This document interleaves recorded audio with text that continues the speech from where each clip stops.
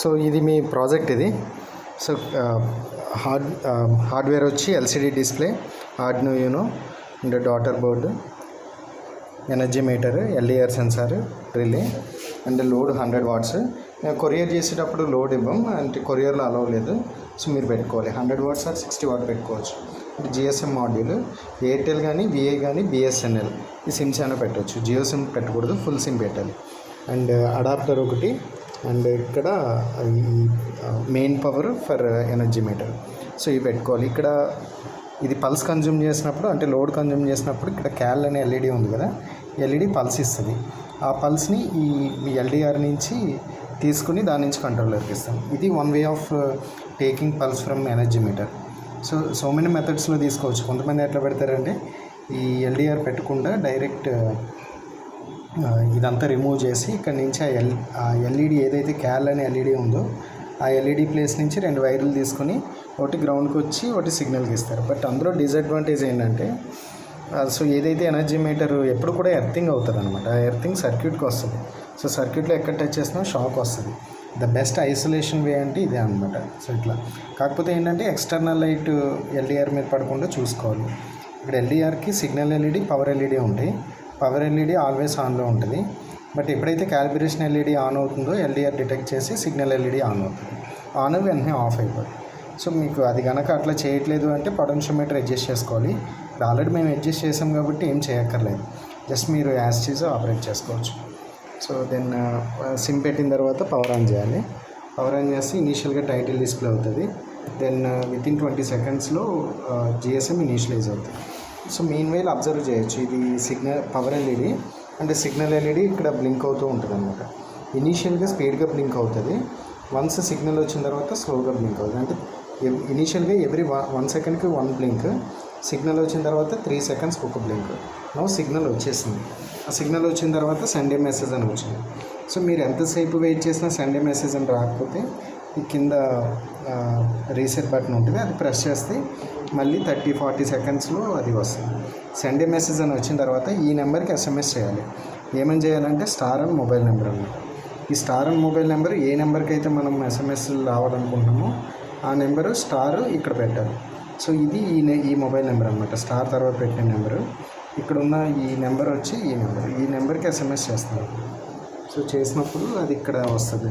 So ఈ procedure ఏంటంటే మనం ఫిక్స్డ్గా ప్రోగ్రాంలో పెట్టేయచ్చు. ఫిక్స్డ్గా పెడితే మీరు మార్చుకోవాలనుకున్నప్పుడు చూపించలేరు.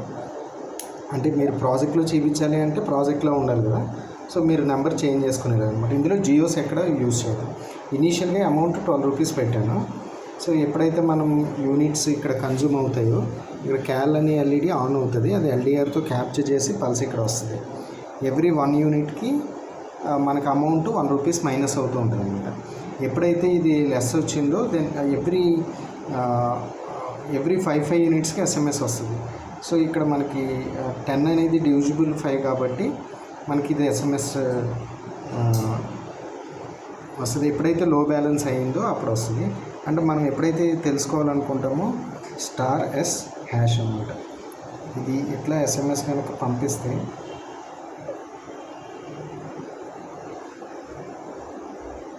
పంపిస్తే మనకి ఎస్ అని వస్తుంది. ఎస్ అంటే సెండింగ్ టు జిఎస్ఎం అనమాట. అండ్ ఎవ్రీ యూనిట్స్ ఎవ్రీ 5 యూనిట్స్కి అప్డేట్ చేస్తూ ఉంటుంది మొబైల్కి. So S stage for 20 seconds, ఎందుకంటే ఎస్ఎంఎస్ పంపించడానికి 20 సెకండ్స్ పడుతుంది మోడెంకి. అండ్ ప్యారలల్గా అది వస్తుంది. మీన్ వైల్ మనం రీఛార్జ్ చేయాలంటే స్టార్ ఆర్ అండ్ 5 డిజిట్స్ పెట్టాలన్నమాట. 5 డిజిట్స్ పెట్టాలి.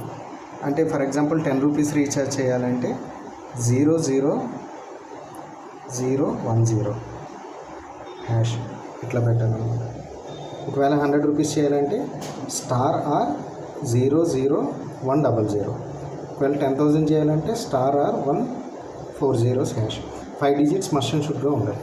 ఓకే, ఇది కనుక మనం ఎస్ఎంఎస్ చేస్తే అండ్ మనం ఏదైనా ఎస్ఎంఎస్ చేసినప్పుడు ఇక్కడ ఎస్ అని ఉంటే అది అయిపోయిన తర్వాత తీసుకుంటుంది అనమాట. సో మనం రీఛార్జ్ చేసాం. ఎవ్రీ 5 యూనిట్స్కి మనకి వస్తాయని చెప్పాను కదా ఎస్ఎంఎస్. యూనిట్స్ 5 అమౌంట్ 7 వచ్చింది. మనం ఎస్ఎంఎస్ చేసాము స్టార్ ఆర్ అని, star are 00010 hash.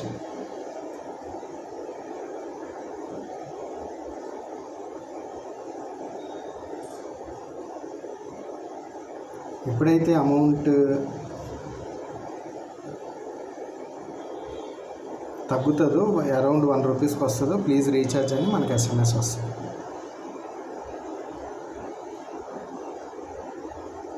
Okay, every 5 యూనిట్స్కి మనకి ఎస్ఎంఎస్ వస్తూ ఉంటుంది అన్నమాట.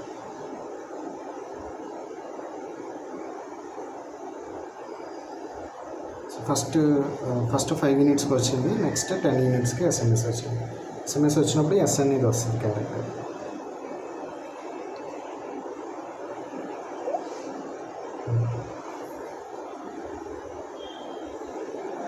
ఎప్పుడైతే 1 యూనిట్ వచ్చిందో లో బ్యాలెన్స్ కాబట్టి లో బ్యాలెన్స్ అలర్ట్ కూడా వస్తుంది.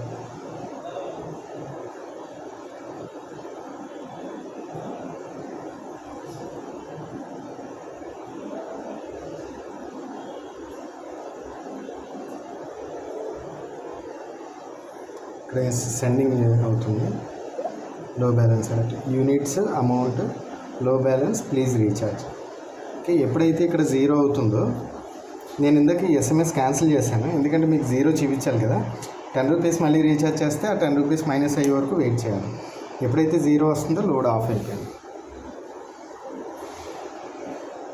అది కూడా ఎస్ఎంఎస్ వస్తుంది.